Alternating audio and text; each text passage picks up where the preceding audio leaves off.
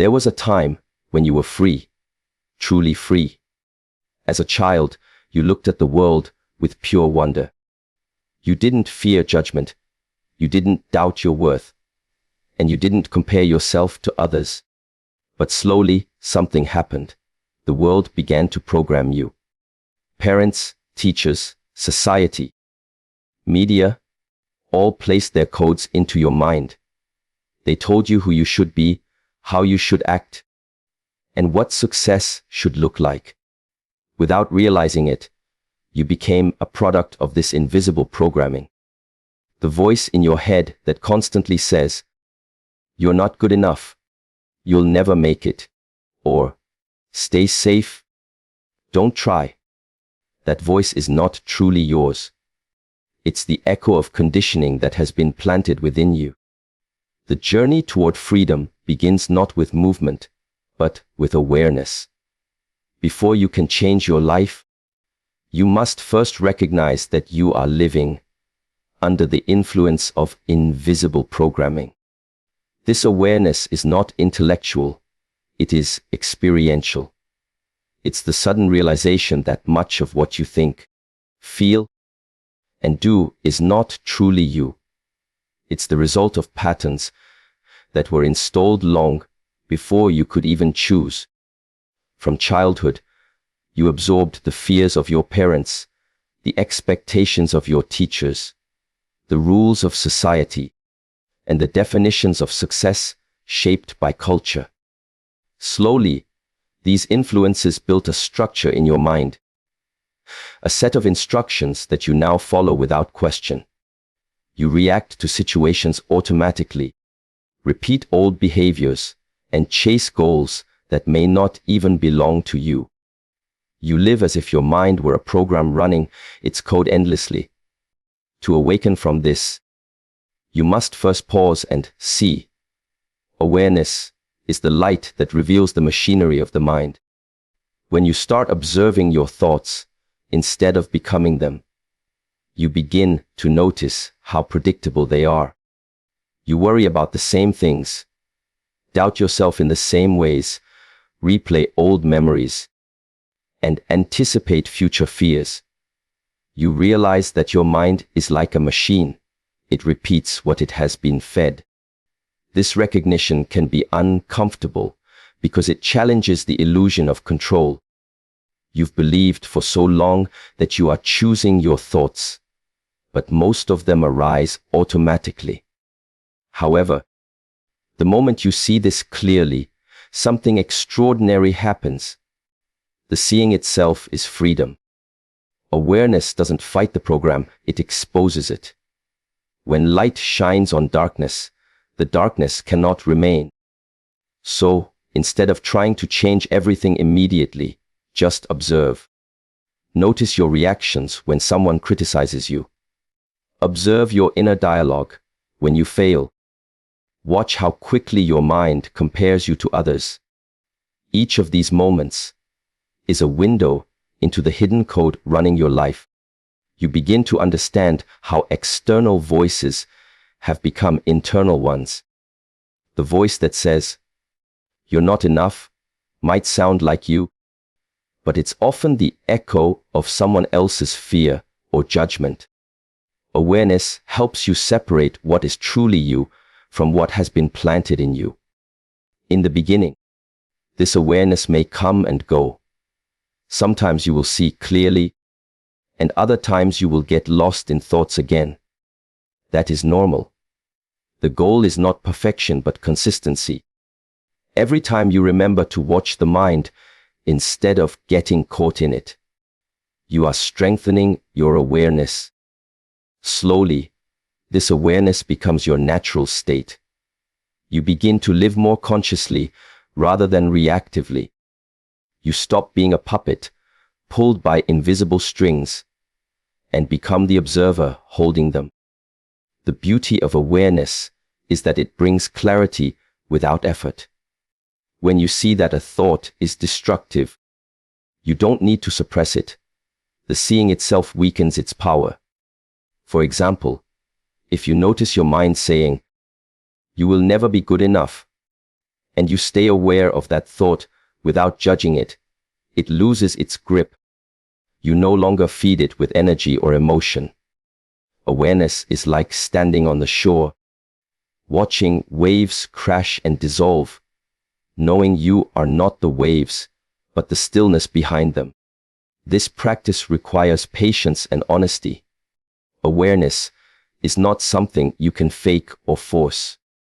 It grows through presence, through the willingness to pause before reacting, to breathe before speaking, to question before believing. Each small moment of mindfulness is a rebellion against the old program. You begin to catch yourself in habits, scrolling aimlessly, complaining, comparing, and each time, you bring yourself back to the present. Over time, you start to see how deeply unconscious most people are, moving through life like sleepwalkers, driven by conditioning. But instead of judging them, you understand that they simply haven't seen the program yet. You were once the same. Awareness also exposes the subtle fears that run your life. The fear of failure, rejection, or not being enough. These fears are not truth, they are learned responses. When you see them clearly, they begin to dissolve. You realize that the world programmed you to seek safety, comfort, and validation. But true freedom requires stepping into uncertainty and discomfort. Awareness allows you to see that the cage was never locked. It only appeared that way because you never questioned it. Once you do, you find that the door was open all along. The more aware you become, the more your energy shifts. You start choosing rather than reacting. You no longer live by habits of fear, but by clarity of intention. Your relationships change because you stop projecting your unconscious patterns onto others. You start listening deeply instead of waiting to speak. You start feeling gratitude instead of resentment. Awareness turns ordinary moments into sacred ones because you are no longer lost in your head. You are fully present. The most powerful realization awareness brings is that you are not your mind. You are the consciousness behind it, the silent witness observing thoughts, emotions, and sensations. Once you experience this truth directly, you are free, even if only for a moment. That moment of freedom grows with practice. You begin to live from stillness rather than from noise. Life becomes lighter because you stop taking every thought so seriously. You understand that your mind is just a tool, and for the first time, you are the one holding it, not the other way around. In this awareness, the illusion of programming loses its authority. The beliefs that once dictated your behavior start to crumble.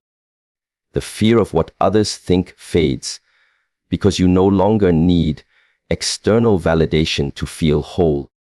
You become more authentic, more alive. You start living from your inner truth rather than the world's expectations. That is the essence of freedom, to live from awareness, not from conditioning. And this awareness, once awakened, can never be unlearned. It is the light that guides you out of the program and back into yourself. Detachment is one of the most misunderstood yet powerful practices for inner freedom. It does not mean you stop caring, feeling, or engaging with life. It means you stop being enslaved by the constant rise and fall of emotions, the endless flow of thoughts, and the external circumstances that keep pulling your mind in every direction. Detachment is the art of standing in the center of the storm and realizing that you are not the storm. You are the space in which it happens. When you understand this deeply, you gain control not by force, but by clarity. Most people live their lives completely attached to their thoughts and emotions. When anger arises, they say, I am angry. When sadness comes, they say, I am sad. Without realizing it, they merge their identity with temporary experiences. But emotions are visitors, not residents. They come, they stay for a while, and then they leave. If you attach your sense of self to every emotion, you'll be constantly thrown from one extreme to another. Detachment means observing these emotions as they arise, without labeling them as good or bad, without trying to cling to them or push them away. You simply watch. This kind of watching requires deep awareness. It is like sitting by a river and watching leaves float by.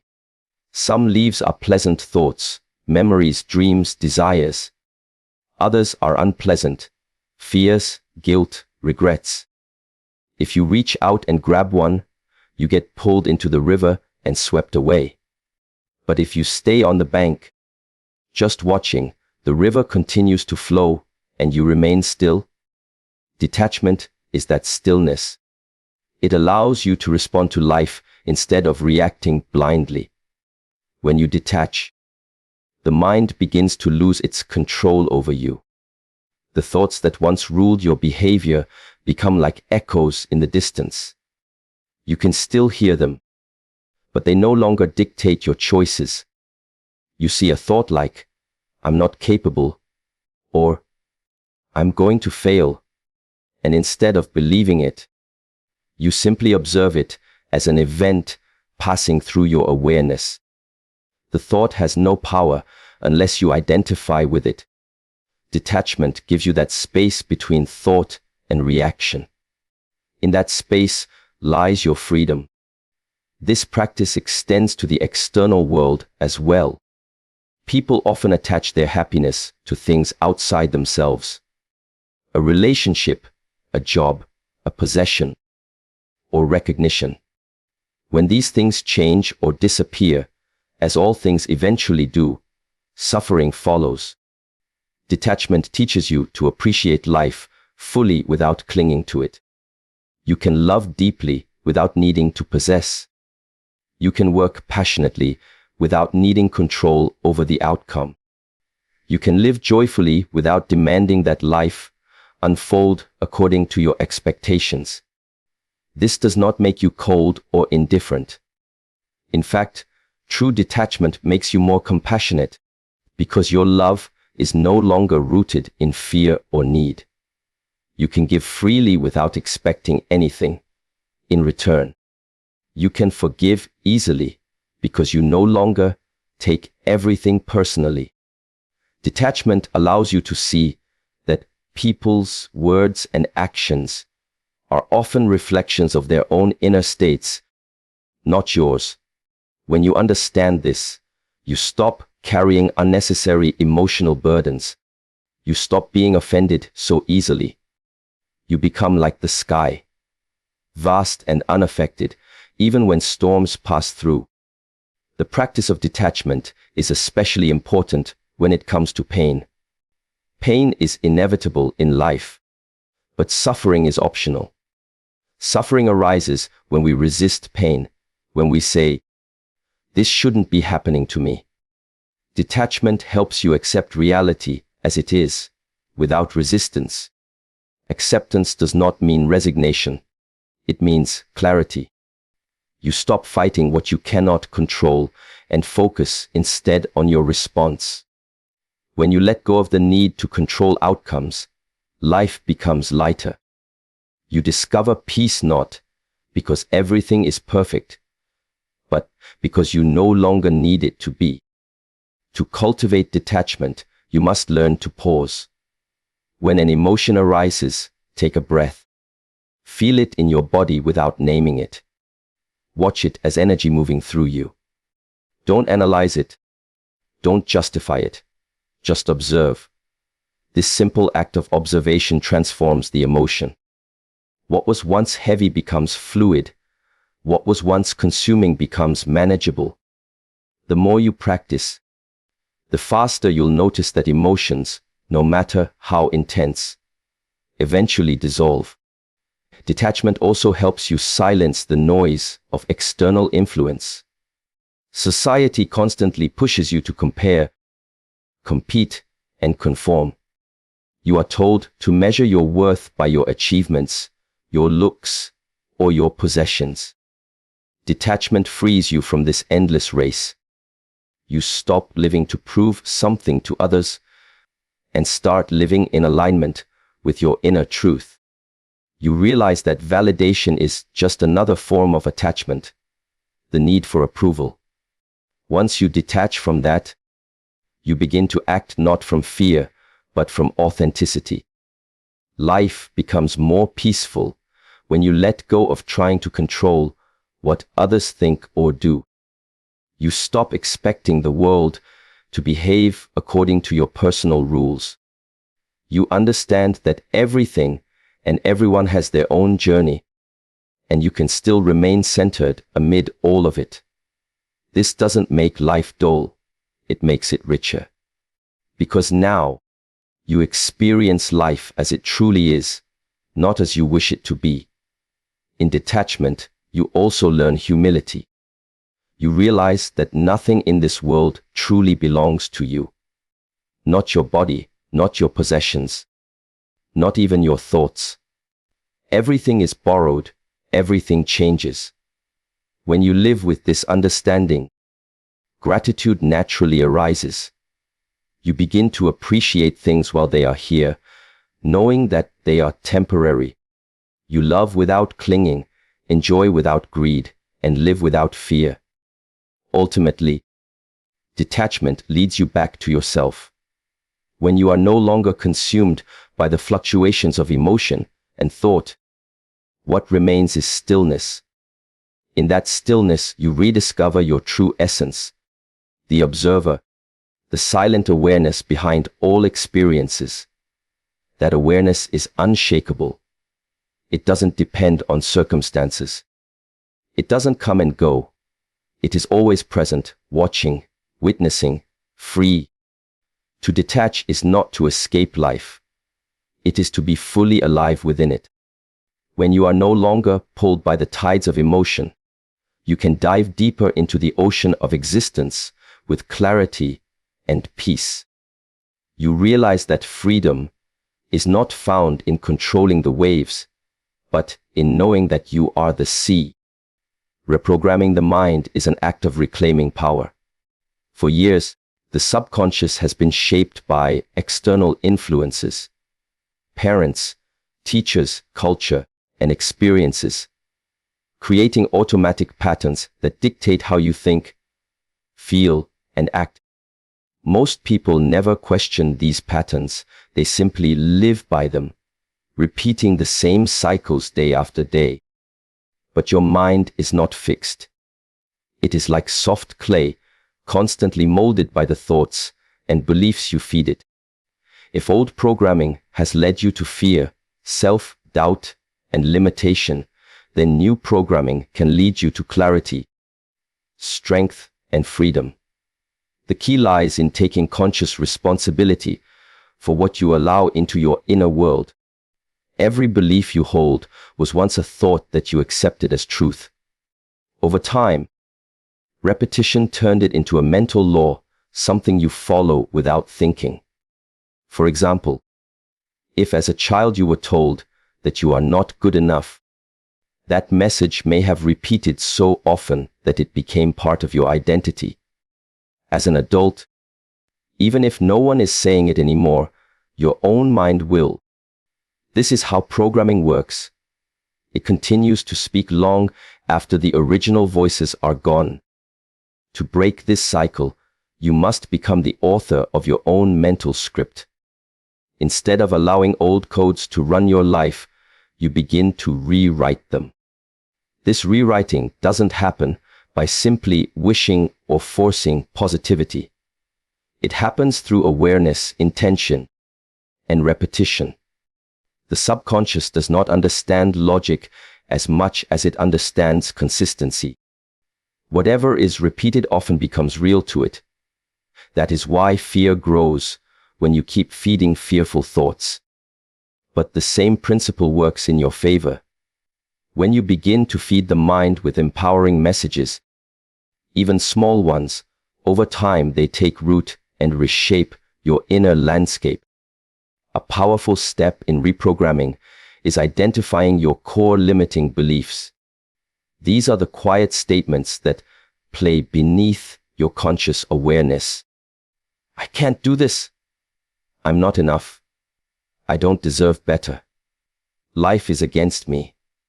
These beliefs act like invisible walls, preventing you from stepping into your potential.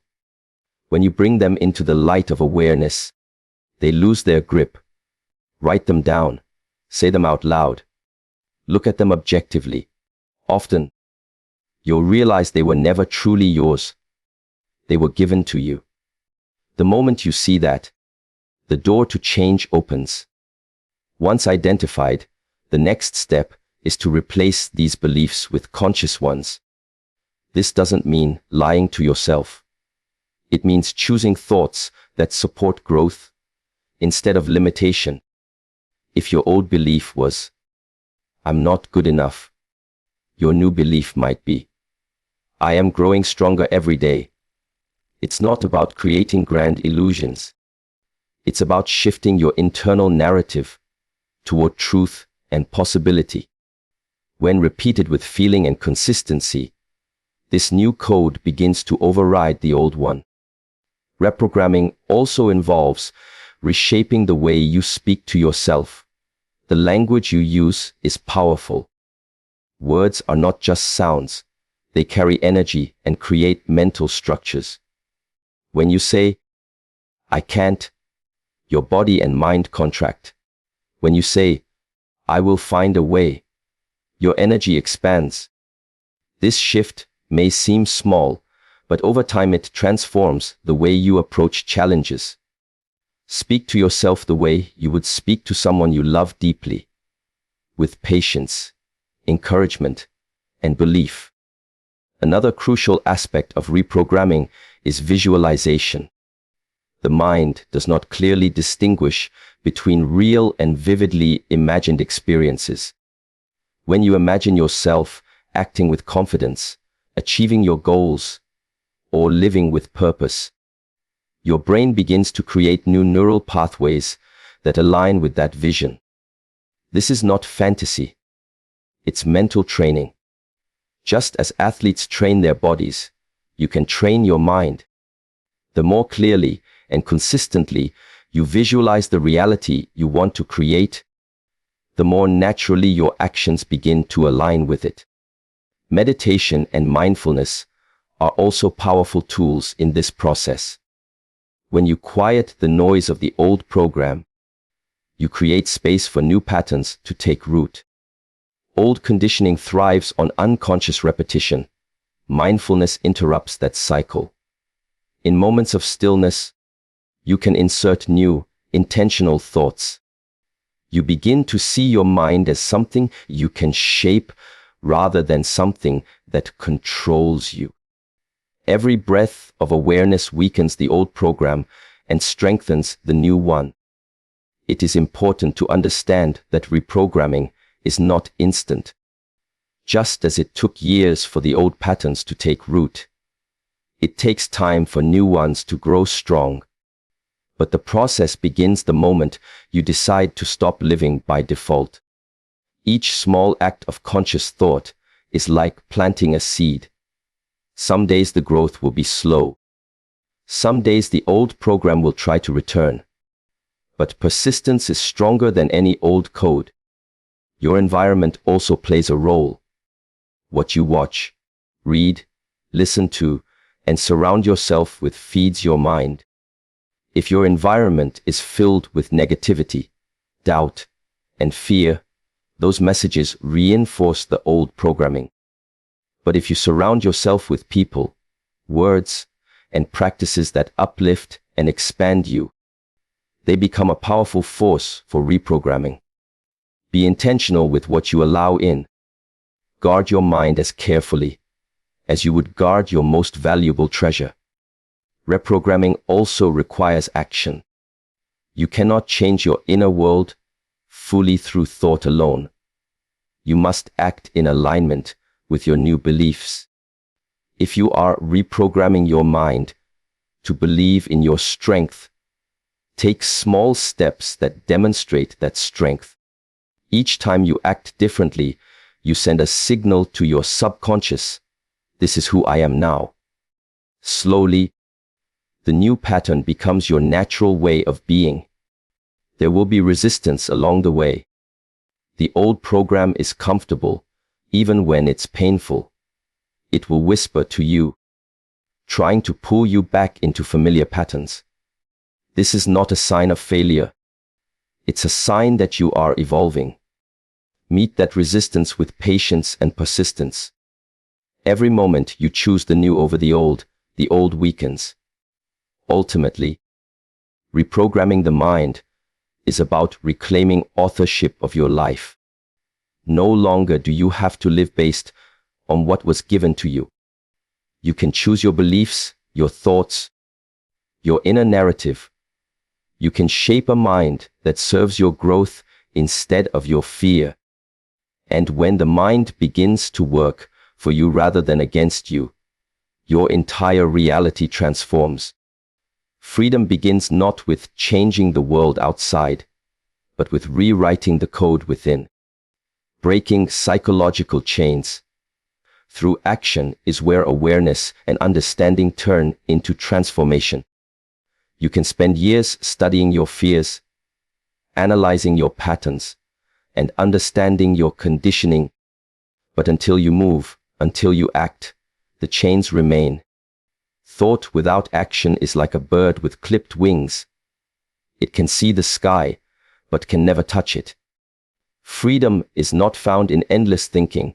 It is found in movement, in the courageous decision to step beyond the limits of your comfort. Action is the bridge between who you are and who you can become. Every person carries invisible chains: fear of failure, fear of rejection, fear of judgment, fear of loss. These fears were not born within you. They were taught. They were passed down through generations, reinforced by culture and strengthened by experience. Over time, they became walls around your potential. The mind convinces you that it's safer to stay within those walls, to avoid risk, to remain in the familiar. But the truth is, safety and freedom rarely exist in the same place. The longer you stay inside your mental prison, the stronger the bars become. The only way to weaken them is to act despite the fear that built them. Action is not the absence of fear. It is the mastery of it. Many people wait for fear to disappear before taking a step, but that day never comes. Fear doesn't vanish before movement. It dissolves because of movement. Every time you act in defiance of fear, you prove to yourself that fear's power is an illusion. You realize that the anticipation of pain is almost always worse than the experience itself. The first step is always the hardest, not because it's physically difficult, but because it challenges the stories that your mind has repeated for years. Once you take it, you begin to see that the walls of your prison were made of smoke. The human mind creates imaginary boundaries to protect itself from perceived threats. But most of those threats exist only in thought, not in reality. When you start acting beyond those boundaries, you bring awareness into motion. You begin to rewire your nervous system, teaching it that growth is not dangerous. For example, if you fear speaking up, the first time you do it, your heart will race and your body will tremble. But afterward, you realize you didn't collapse. You survived. The next time it becomes easier. Action creates evidence that contradicts fear. With every small act of courage, you teach your subconscious mind a new truth. I am safe to express, to try, to live. In this way, action becomes a form of meditation. It demands presence. When you step into the unknown, You cannot rely on old habits. You must be alert, conscious, alive. That awareness brings you into the now, the only place where true transformation can occur. You begin to see that courage is not some dramatic act reserved for heroes. It is the quiet decision to take one more step when the mind screams to retreat. It is choosing to show up fully, even when uncertainty surrounds you. Every great transformation in life begins with a single decisive moment. When you say, enough. Enough of waiting, enough of doubting, enough of hiding. This moment of decision ignites a fire inside you. You realize that no one is coming to free you, no savior, no miracle. You must free yourself. The chains you carry cannot be broken by words or wishes. They break only when you pull against them with action. Every day you take a step toward your truth. The metal weakens. Every time you act in alignment with your higher self instead of your fears, another link shatters. Action also brings clarity. Many people stay stuck because they believe they must understand everything before beginning. But clarity is not something you wait for. It is something you create through doing. When you act, you receive feedback from life. You learn what works, what doesn't, who you are, and what you truly want. Without action, you are trapped in imagination. The mind becomes a maze of what-ifs, and no real growth occurs. By taking even imperfect action, you step out of theory and into truth. Life begins to move again, and with movement comes momentum. Courageous action is not about grand gestures. It's about consistent choices that align with your freedom. It can be as simple as saying no when you used to say yes out of guilt, speaking your truth even when your voice shakes, or choosing to try again after failure. These small acts accumulate power. They become proof to your mind that you are no longer controlled by old programming. Each choice becomes a declaration, I am in charge now. Another vital aspect of breaking psychological chains is discipline. Action without consistency fades quickly. Discipline is not punishment. It is self-respect in motion. When you commit to a new path and follow through, even when it's uncomfortable, you build trust with yourself. You prove that you can rely on your own strength. This self-trust is the foundation of freedom because it breaks dependence on external validation. You no longer need others to approve your journey. Your own integrity becomes enough. As you act, resistance will appear.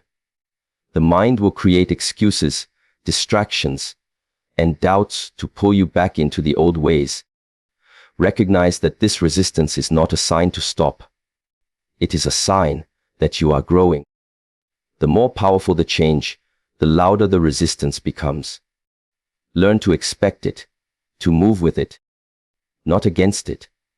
Treat fear and doubt as companions that visit whenever you are on the edge of expansion.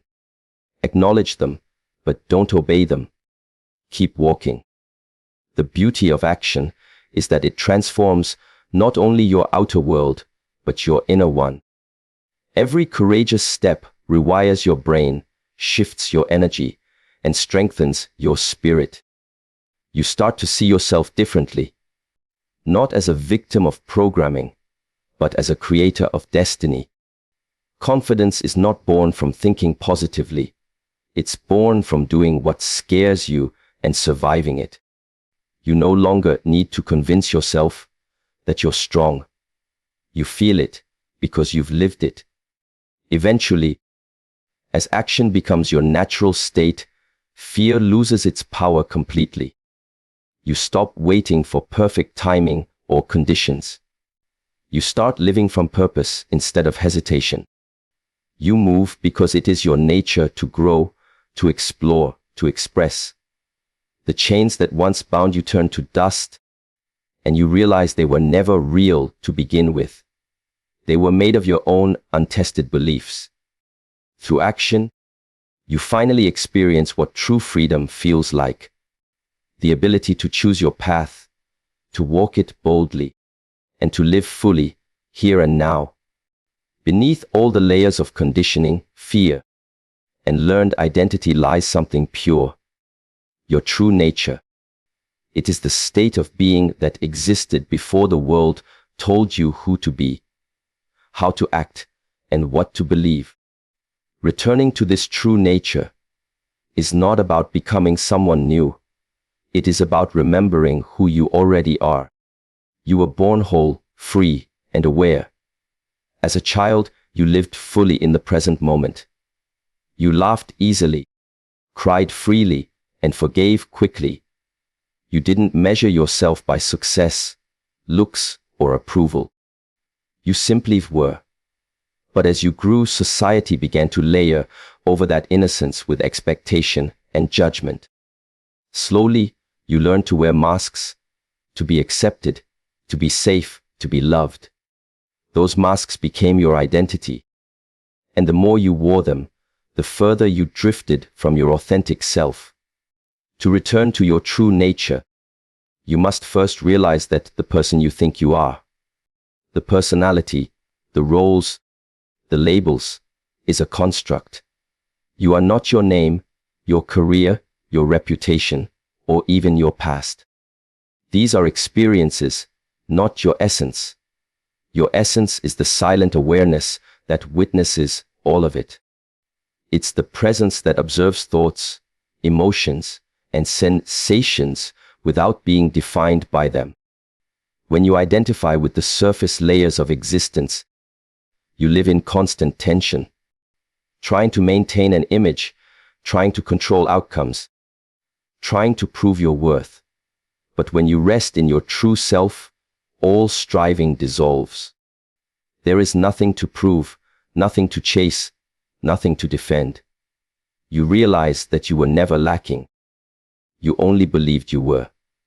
This realization often comes not through thinking, but through silence. The mind, with all its noise, keeps you trapped in illusion. It constantly projects into the future or clings to the past. But the true self exists only in the present. To access it, you must learn to quiet the noise and listen to the stillness beneath it. Meditation, mindfulness, and solitude become tools for this return. When you sit in silence long enough, without trying to achieve or escape, something profound happens. The noise of the mind begins to fade, and what remains is pure awareness. That awareness is not empty. It is alive, peaceful, and vast. It is who you truly are. Returning to your true nature also means shedding the false identities that have been imposed upon you. Society taught you to seek validation, to measure your value by productivity, appearance, and approval.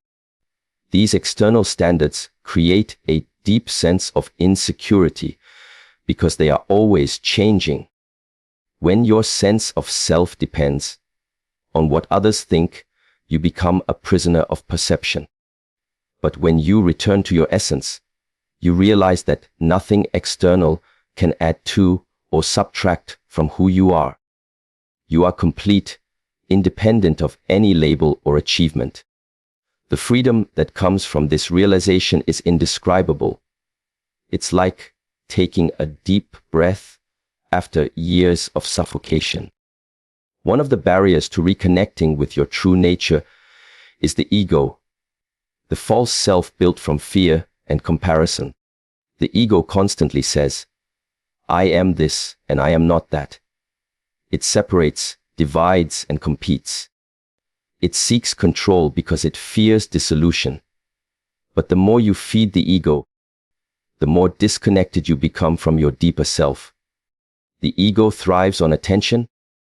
The true self thrives on awareness. When you observe the ego without judgment, you begin to see how it operates, how it creates conflict, how it demands recognition, how it resists change. The simple act of observing the ego weakens its grip. You no longer fight it. You simply see through it. Once seen clearly, it loses its authority, and what remains is presence. Open, quiet, and real. Living from your true nature does not mean withdrawing from life. It means engaging with life from a place of authenticity. You still play roles. You might be a parent, a partner, a friend, but you no longer lose yourself in them. You act consciously rather than compulsively. You can experience joy without clinging to it, and pain without resisting it. You flow with life instead of fighting it. The world becomes lighter because you stop expecting it to define you. You begin to see everything and everyone as part of the same life energy that flows through you. The illusion of separation fades, replaced by a quiet sense of unity. The more you live from your true nature, the more effortless life becomes. Decisions arise from intuition rather than fear. Relationships deepen because they are based on presence rather than need. Creativity flourishes because you are no longer blocked by self-doubt or comparison. You begin to act in harmony with your natural rhythm instead of forcing yourself into society's tempo. This alignment brings peace, not the temporary peace of comfort or distraction, but the deep peace of being in tune with life itself. Returning to your essence also transforms your perception of others. When you recognize your own true nature, you start to see it in everyone else.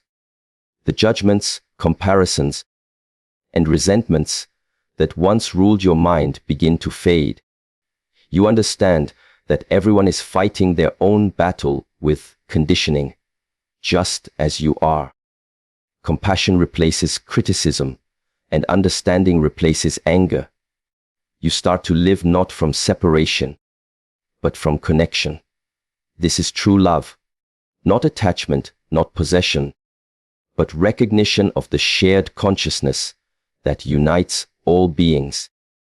It's important to understand that returning to your true nature is not a one-time event. It's a continuous journey. The world will always try to pull you back into old patterns of fear and ego. You will forget and remember, fall and rise, lose yourself and find yourself again. But each time you return, the connection grows stronger. You become less reactive, more grounded, more aware. The masks begin to fall away naturally, not through force, but through understanding that you no longer need them. Ultimately, your true nature is beyond words. It cannot be captured by thought or described fully. It is not something you become, it is something you uncover. It has always been there, quietly waiting beneath the noise, beneath the striving, beneath the fear. The more you trust it, the more it guides you. It doesn't shout, it whispers. It doesn't rush, it flows. When you live from that space, life becomes simple, not because the world changes, but because you have stopped fighting yourself. To return to your true nature is to come home, to a peace that was never lost, only forgotten. When you find it, you no longer chase happiness, you embody it. You no longer search for purpose, you live it. You no longer seek freedom, you realize you were free all along.